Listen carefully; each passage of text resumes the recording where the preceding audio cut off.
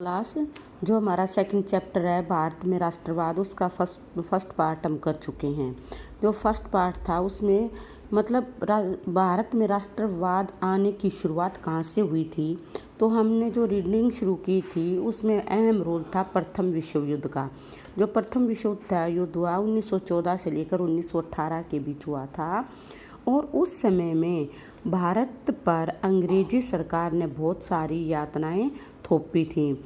जिस तरह युद्ध के दौरान बहुत ज़बरदस्त जान माल की हानि हुई थी, उसके बाद भी बहुत सारे कर बढ़ा दिए गए थे, जैसे सीमा शुल्क, करों में वृद्धि, जबरन भर्ती की शुरुआत की गई।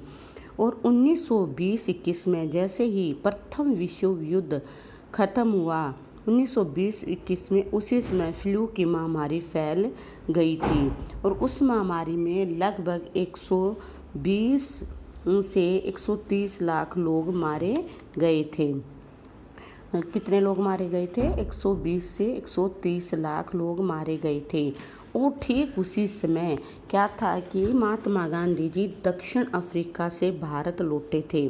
दक्षिण अफ्रीका वो 1915 में दक्षिण अफ्रीका से भारत लौटे थे, लेकिन वहाँ उन्होंने क्या था, वहाँ पर नस्ल भेद की जो भावना बढ़ चुकी थी, वहाँ पर उन्होंने सत्याग्रह के द्वारा उस सत्याग्रह आंदोलन के द्वारा वहाँ पर क्या किया था, उन लोगों में एकता की भावना को बढ़ावा दिया था।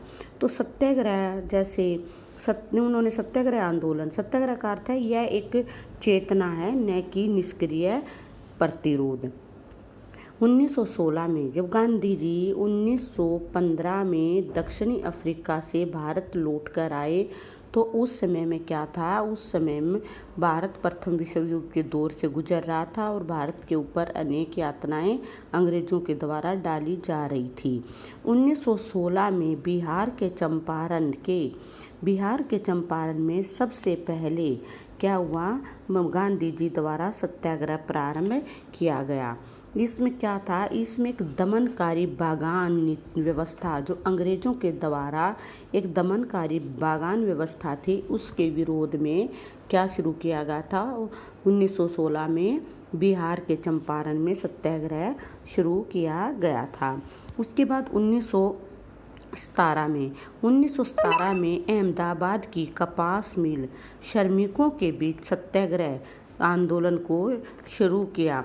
1917 में गुजरात के खेड़ा जिले में सत्याग्रह शुरू किया। कहाँ पर? गुजरात के खेड़ा जिले में सत्याग्रह शुरू किया गया।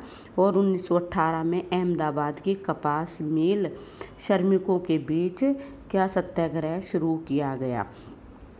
फिर क्या था, जैसे ही 1916 जो बिहार के चंपारण में था, वहाँ पर अंग्रेजों द्वारा जो बागान व्यवस्था थी, एक दमनकारी नीति थी, उसके विरोध में सत्याग्रह शुरू किया गया था। 1917 में गुजरात के खेड़ा जिले में सत्याग्रह शुरू किया। 1918 में अहमदाबाद की कपास मिल श्रमिकों के बीच सत्याग्रह आंदोलन शुरू किया गया था।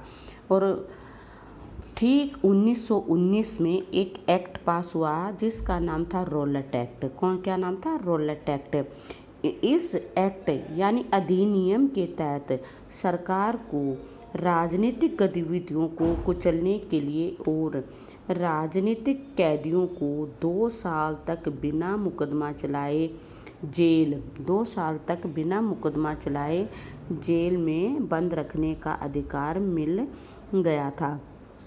जो रॉलेट एक्ट था वो ऐसा एक्ट था जिसमें भारतीय जनता को वो उस राजनीतिक गतिविधियों के खिलाफ अगर किसी प्रकार की कोई भी बात रखती है या उनके विरोध में कोई कार्य करती है, तो उस व्यक्ति को 2 साल के लिए जेल में डाल दिया जाता था और उस पर किसी प्रकार की सुनवाई नहीं होती थी।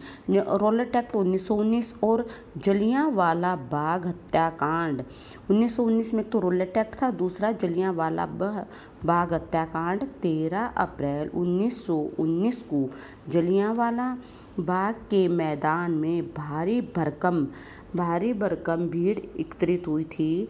जनरल डायर ने हथियारबंद सैनिकों के साथ वहां पर पहुंचा और बाहर निकलने के सारे रास्ते बंद कर दिए। इसके बाद जनरल डायर ने निहत्थी भीड़ पर गोलियां दागनी शुरू कर जनरल डायर के आदेश के अनुसार निहत्थी भीड़ पर गोलियां चलाने के आदेश दे दिए गए, जिससे सैकड़ों बेकसूर लोग मारे गए। यह था कि 13 अप्रैल 1919 बैसाखी के दिन 1919 को जलियांवाला बाग में एक भीड़ इकट्ठी हुई थी और उस दिन क्या हुआ था, जनरल डायर ने उन पर जो कि निहत्थे थे, कौन थे निहत्थे, जो जनता वहाँ पर इकट्ठी हुई थी वो निहत्थी थी और जनरल डायर ने अपनी क्रूर नीति के तहत उन पर गोलियां चलवा दी।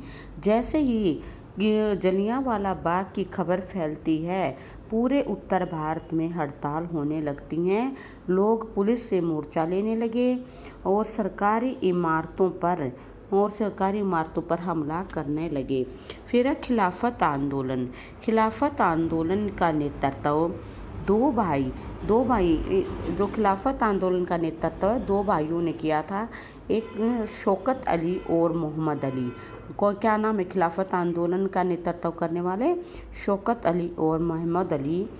क्या था, खलीफा की तत्कालिक शक्तियों की रक्षा के लिए मार्च 1919 में बॉम्बे में खलीफा समिति का गठन किया गया। कि कौन सी का? खलीफा समिति का गठन किया गया था।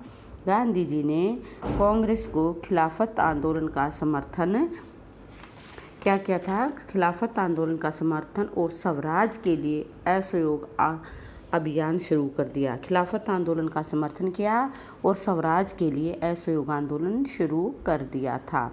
और क्या था, दिसंबर 1920 में कांग्रेस के नागपुर अधिवेशन में असहयोग कार्यक्रम पर स्वीकृति की मुहर लगा दी। यानी जो असहयोग आंदोलन का कार्यक्रम था उसके ऊपर स्वीकृति की मुहर लगा दी गई। आंदोलन के अंदर अलग अलग धाराएं, जैसे असहयोग खिलाफत आंदोलन जनवरी 1921 में शुरू हुआ।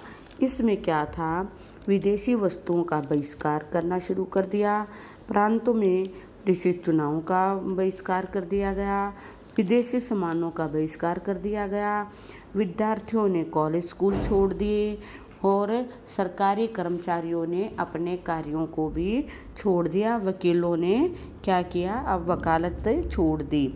ग्रामीण इलाकों में विद्रोह, किसानों और आदिवासियों के संघर्ष धीरे धीरे हिंसक हो गए।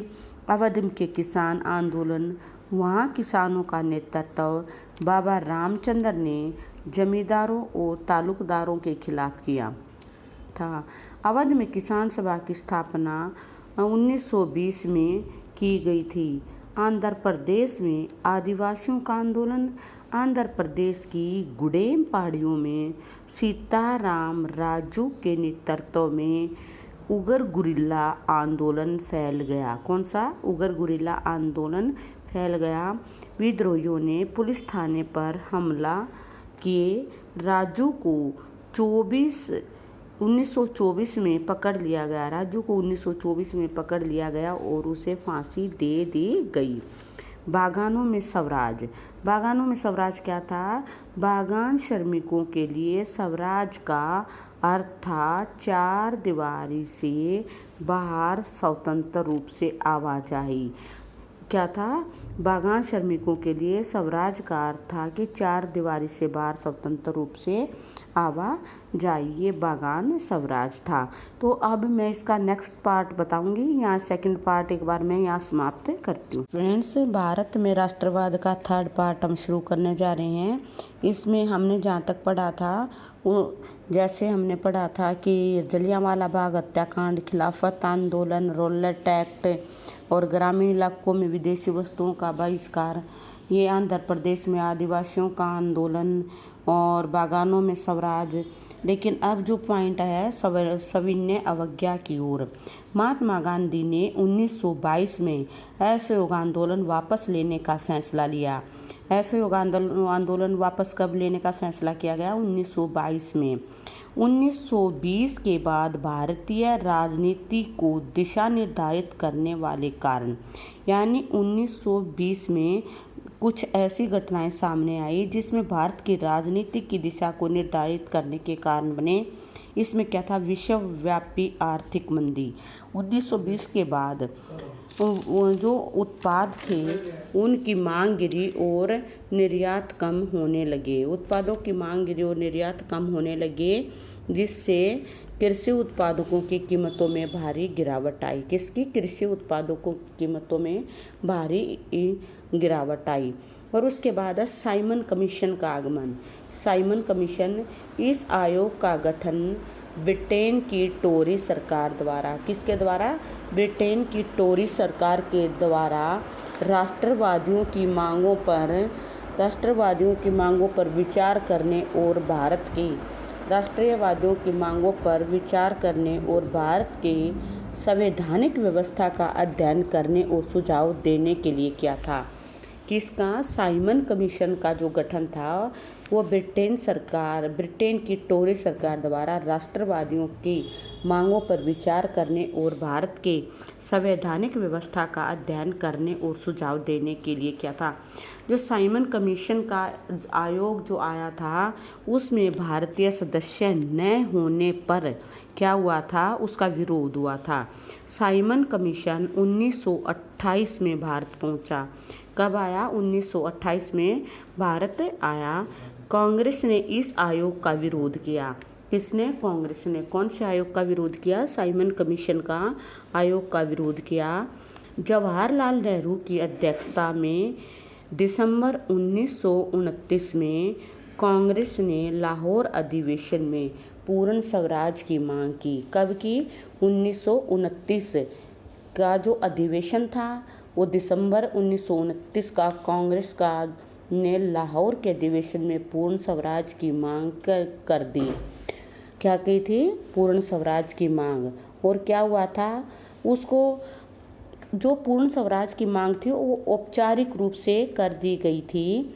उसके बाद आया नमक आंदोलन। नमक आंदोलन 12 मार्च 1930 को गांधी जी के द्वारा चलाया गया था। 12 मार्च 1930 को गुजरात के एक गांव दांडी, या उसको दांडी यात्रा के नाम से भी जाना जाता है। जो नमक आंदोलन है उस आंदोलन को दांडी यात्रा के नाम से भी जाना जाता है, जो कि 12 मार्च 1930 को गुजरात के एक गांव दांडी से शुरू किया गया और 26 अप्रैल 1930 को गुजरात के गांव दांडी पहुंचे गांधी जी और एक दल नमक बनाने के लिए। 26 अप्रैल 1930 को कहाँ पर पहुंचे? उस जगह पर पहुंचे और वहाँ पर पानी को उबालकर नमक बनाया गया।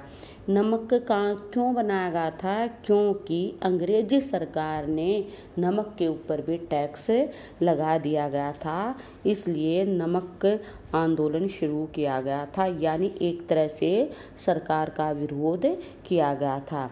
उसके बाद गांधी इरविन समझौता। गांधी इरविन समझौता 5 मार्च 1931 को वायसराय लॉर्ड इरविन के साथ एक समझौते पर हस्ताक्षर किए गए।